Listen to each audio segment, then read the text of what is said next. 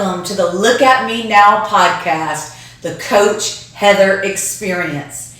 This is your space for transformation, elevation, and joy.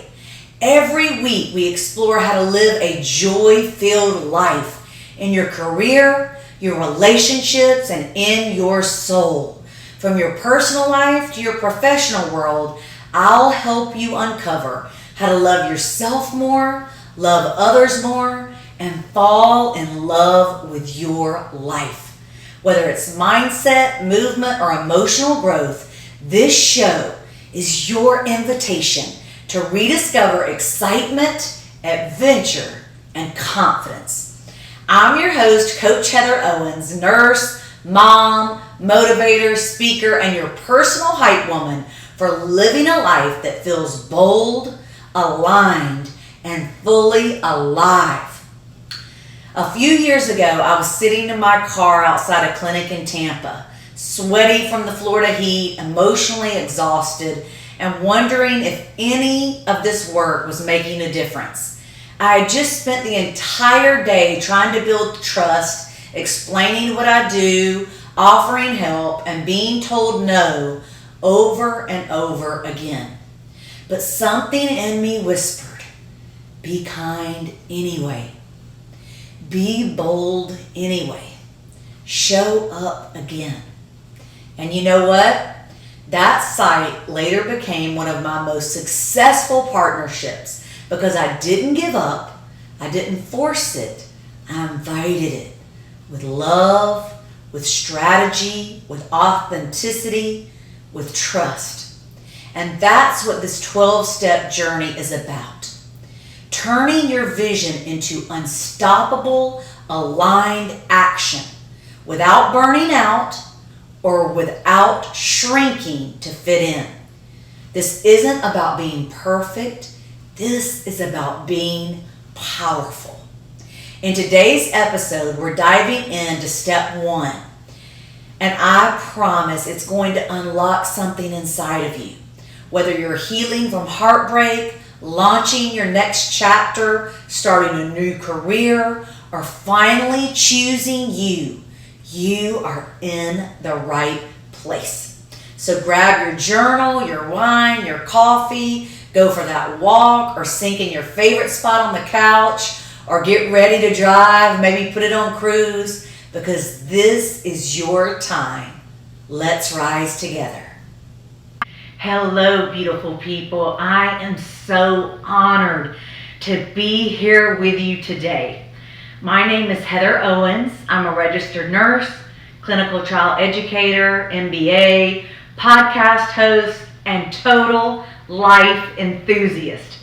But beyond all that, I'm just a woman who's deeply passionate about helping people fall in love with their lives, whether it's again or for the first time, from the inside out, through movement, through mindset, and through meaning. And today we're going on a journey together, a journey into what I call my 12-step success method. But don't worry, it's not your typical checklist. This is about how we think, about how we feel, about how we rise emotionally, spiritually, neurologically. These steps are rooted in neuroscience, psychology, emotional intelligence, spirituality, and lived experience. And they've changed thousands of lives, including my own. Now, let's be clear. This isn't just about hustle. This isn't about chasing success at the expense of your soul and your relationships. And it's definitely not about becoming something or someone that you are not.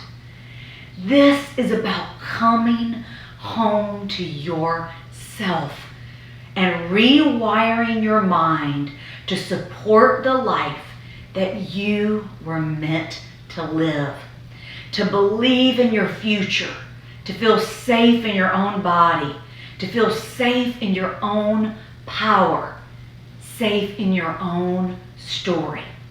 These are 12 inner shifts that create outer success. The mindset upgrades that transform your relationships, your health, your joy, your career, your confidence, and your peace. And we're not going to rush through this. We're slowing down. We're breathing through each one. We're going to reflect, connect, and realign. So when you finish this today, you're not just motivated, you are transformed. You're going to walk out of here more grounded, more magnetic, more on purpose, and more yourself than ever. And by the end of this, I hope that you'll say what so many of my clients say when they commit to this work. Look at me now. So if you're ready, take a deep breath, roll your shoulders back, let your nervous system know we're safe, we're supported, we're not going to be sold anything. This is a 12-step method to enjoy your life. And it's for free. All you have to do is listen. So let's begin with step one. Step one, believe a good life is possible. So picture this. It's 6 a.m. I just finished a 12-hour shift in the ER, and it was a beast of a night. Codes, sadness, people coming in with emotional trauma, psychological issues, just one of those nights where I'm so sad. And my, hour-long drive home feels like crossing an ocean on 2 hours of sleep. So I cue up a podcast, something gentle to keep my eyelids open and try to cheer me up. And the host says, before the sun comes up, find 3 signs that life is still beautiful. Find 3 things to be grateful for. I laugh out loud in the dark thinking, beautiful, I'm just trying to get home without drifting across the median. But I decide to try because curiosity is stronger than exhaustion, and I think it might keep me awake.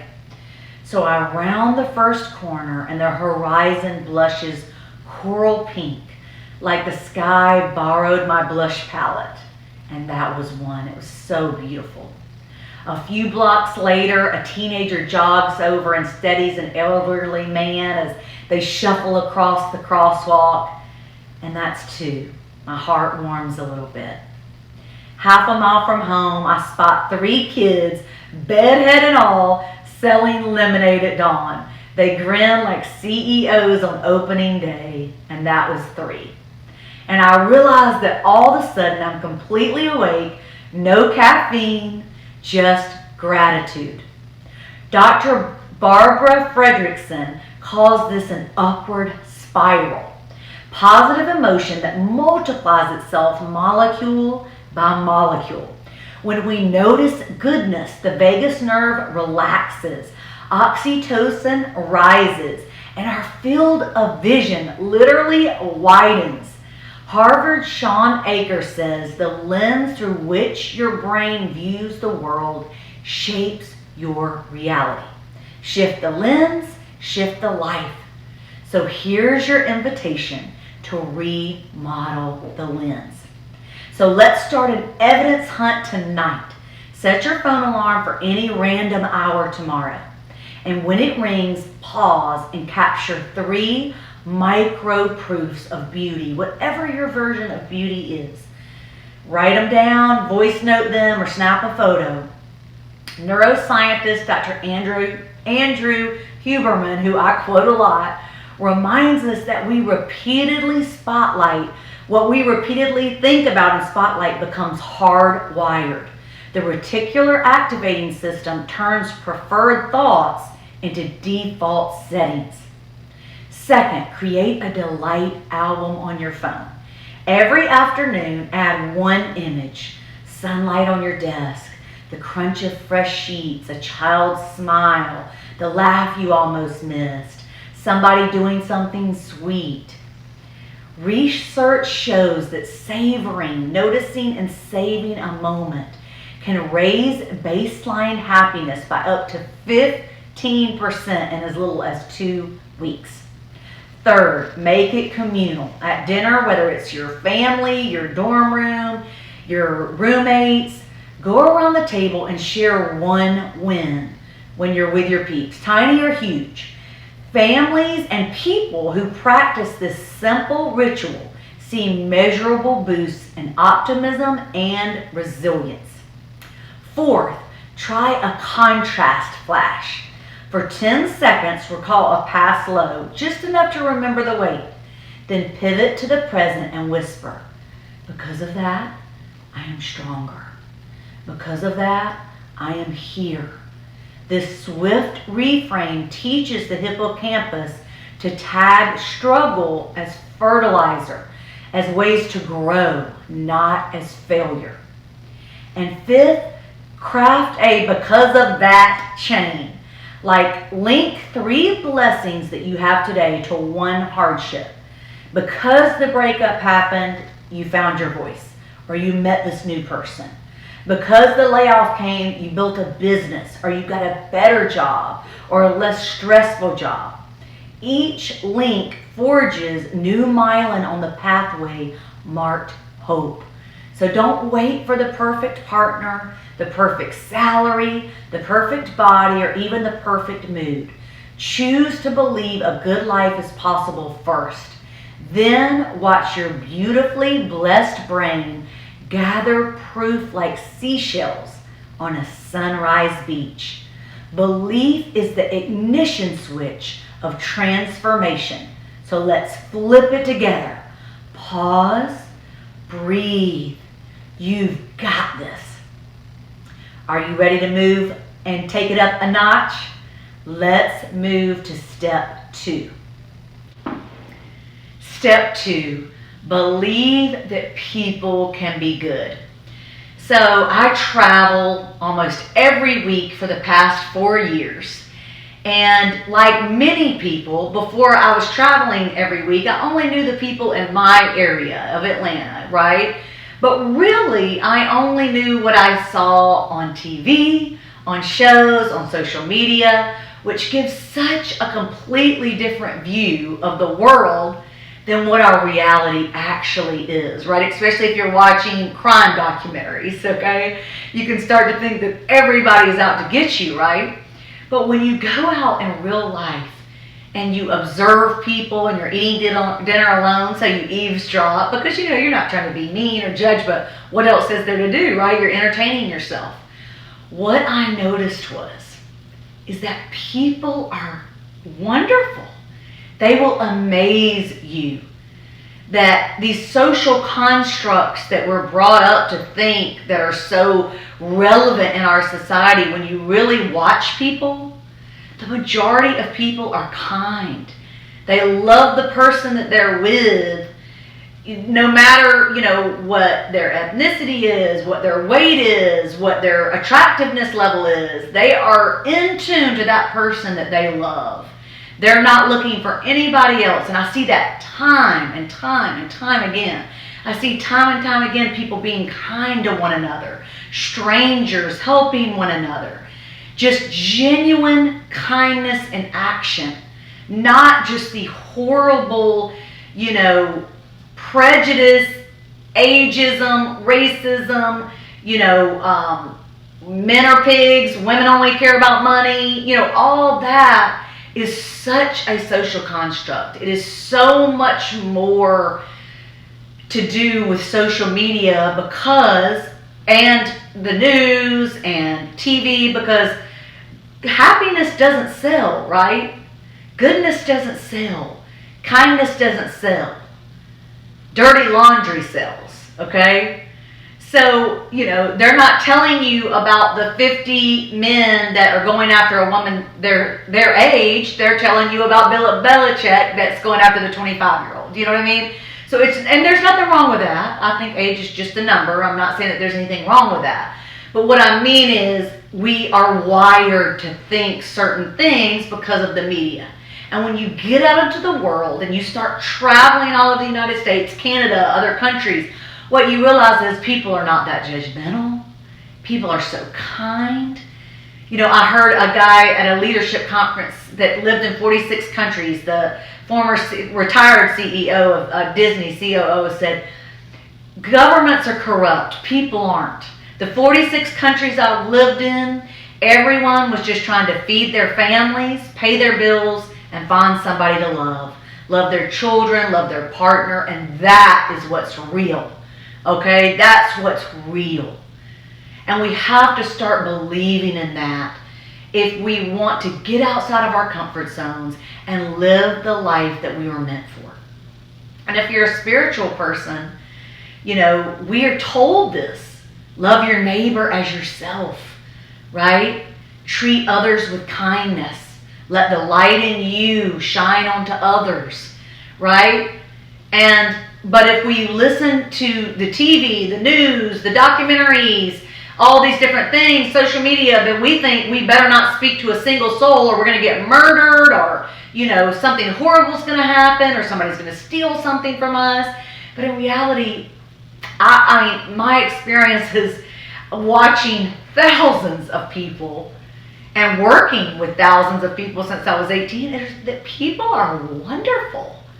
The majority of people are really good. We all have our flaws and no one's perfect. But most people really are just looking for someone to love, trying to pay their bills, trying to be happy. I mean, traveling really restored my faith in humanity. And I just think it's absolutely amazing that this kind of kindness and love is going on, all over the world, right? And when you tune into it, when you start expecting to see the kindness, the love, the loyalty, the compassion, the empathy, the non-judgmental attitudes, the openness, when you start to expect that, you start to see it. Something shifts in your body. You breathe deeper. You hold your shoulders differently. You feel less alone in the world. And there's power in this. When we witness kindness, our brain responds with oxytocin, the bonding hormone. The surge doesn't just make you feel good. It signals to your nervous system that you are safe with other people. And when the body starts to feel safe, the mind opens. We become more creative, more trusting, more willing to say yes. When you believe people are good, you show up differently, softer, stronger, more magnetic, more open to collaboration, more able to lead with influence and empathy. And those are the people who change the world. Take a deep breath. Let that sink into your heart and your soul. Because step 3 is really going to open your heart. We're talking about you, your worth, your light, and why believing in your own goodness might just be the key to unlocking everything else. Let's go. All right, this is where it gets personal. Learning to love yourself and believe that you are good. This is where the mirror meets the mind and the mind meets the heart. And when we stop trying to earn our worth and start remembering that it was never in question. I cannot tell you how many times that I continue to work on this, right? No one wants to hear me bragging about myself to try to prove my worth.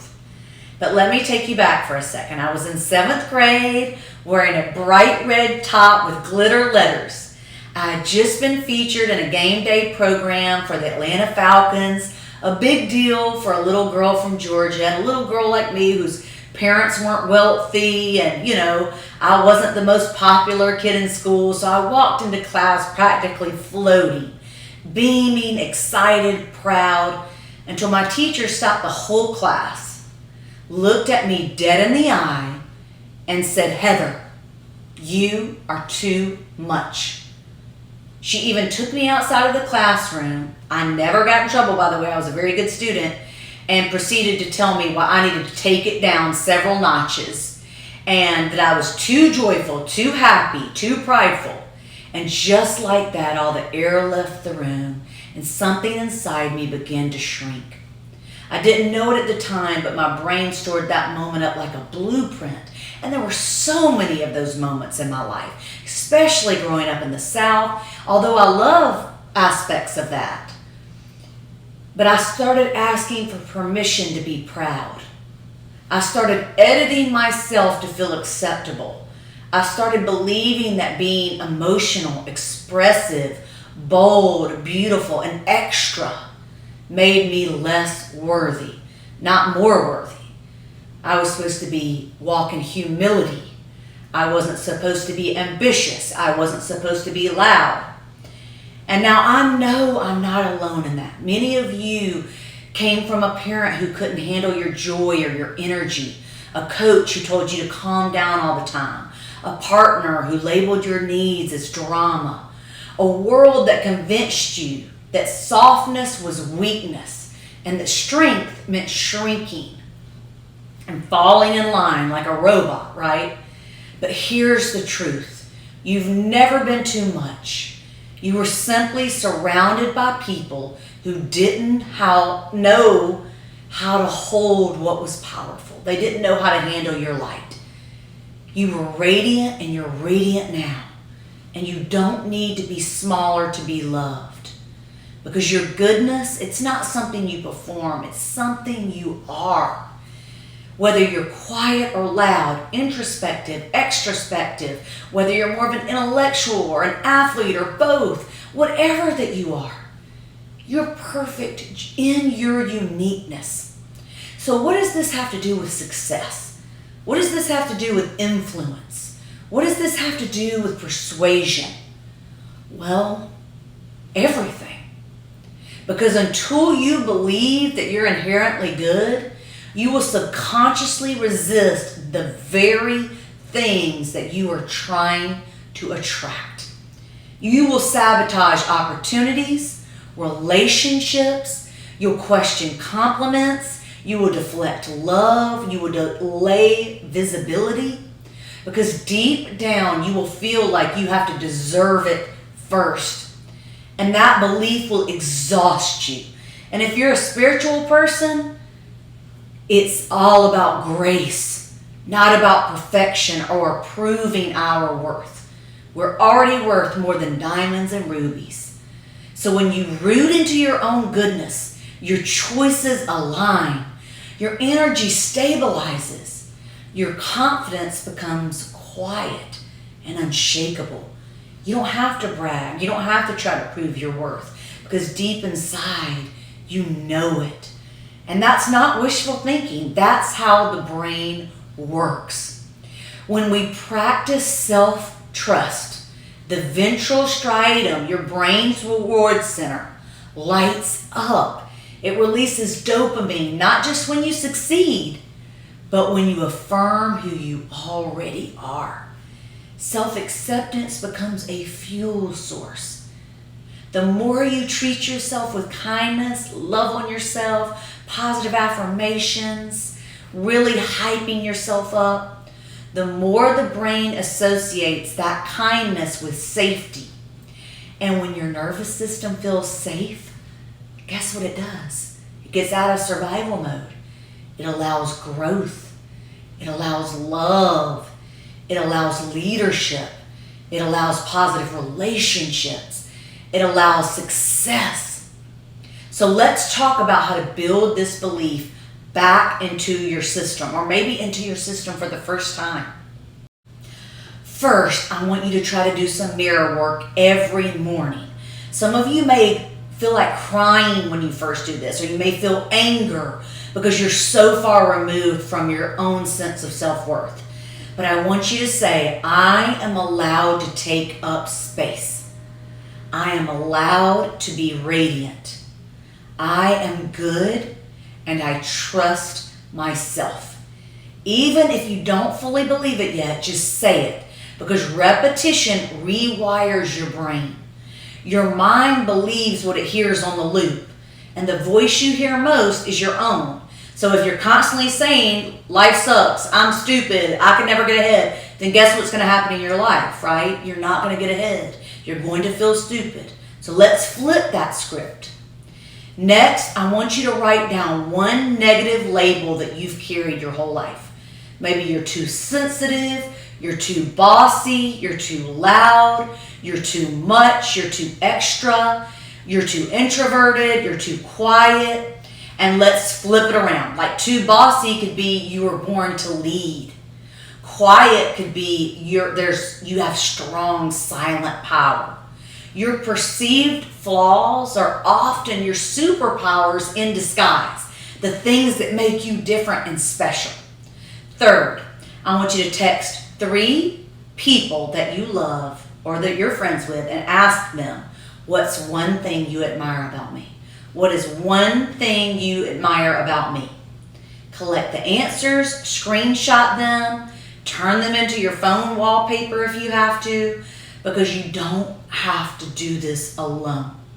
Sometimes we borrow belief from others until we can build our own. And if you don't have any friends or family members to ask this from, DM me. I'll look at your social media, I'll try to figure you out, and I'll tell you good things about yourself. Next, celebrate the tiny wins. Every time you show up with courage, every time you move your body, smile at a stranger, tell yourself you love yourself in the mirror, every time you speak your truth or you make someone smile, write it down, say it out loud, post it in a safe space where people can cheer you on. Your brain loves micro cheering, okay? It stores every celebration as a keep going signal. This is even true, if you're already a positive person or you struggle with depression and anxiety, this is a great exercise for everybody, no matter what psychological stage that you're in. Fifth, create a visual then versus now timeline. Grab a sheet of paper, draw a line from left to right. Mark 10 moments that you're proud of. Moments you chose growth. Moments you made it through heartbreak. It can be the smallest win or the biggest win. Moments you said yes to your own future. Anything, even just kind things that you've done. Anything that you did that you're proud of, that you felt true to yourself. Now, draw an arrow to where you're headed. That visual link tells your brain, I've grown before, I'll grow again. It's okay to trust myself. I've grown before, I'll grow again. It's okay to trust myself. Because here's the deepest truth. When you know that you are good, you stop needing permission. You stop waiting for applause. You stop trying to prove your worth. You lead with love. You don't lead with fear. And you let the world see who you really are. And that changes everything. So take a moment to let this sink in. Breathe into your chest and let your body absorb what your brain already knows. You are not broken. You are becoming. You're not too late. You're not too loud. You're not too much. You're not too quiet. And you're definitely enough. You're exactly where you're meant to be. And the world needs your light. The unique, special talents and gifts that you bring to the world that no one else does in exactly the way that you do. If today's episode stirred something in you, hold on to it. Write it down. Speak it out loud. Let it live in your body. Because change doesn't happen when you get more information. It happens when you decide to believe in something better and you back it up with action. This journey is yours, and I am right here beside you, cheering you on, holding your hand, and reminding you. You do not have to chase worthiness. You are already worthy. You don't have to fake confidence. You can start growing it right now. You don't have to wait for your glow up because, baby, it is already started.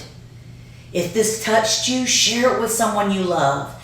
And don't forget to download the free 12-step success workbook at CoachHeatherOwens.com. It's waiting for you. Get ready for the next steps of our series. And until next time, stay strong, stay wildly, beautifully, uniquely you. I love you and I'm rooting for you. I'm cheering you on every step of the way. And don't forget, you are amazing and you can do anything that you set your mind to. And honey, don't let anybody tell you different. Could see that you're good enough. Try to believe that you're good enough.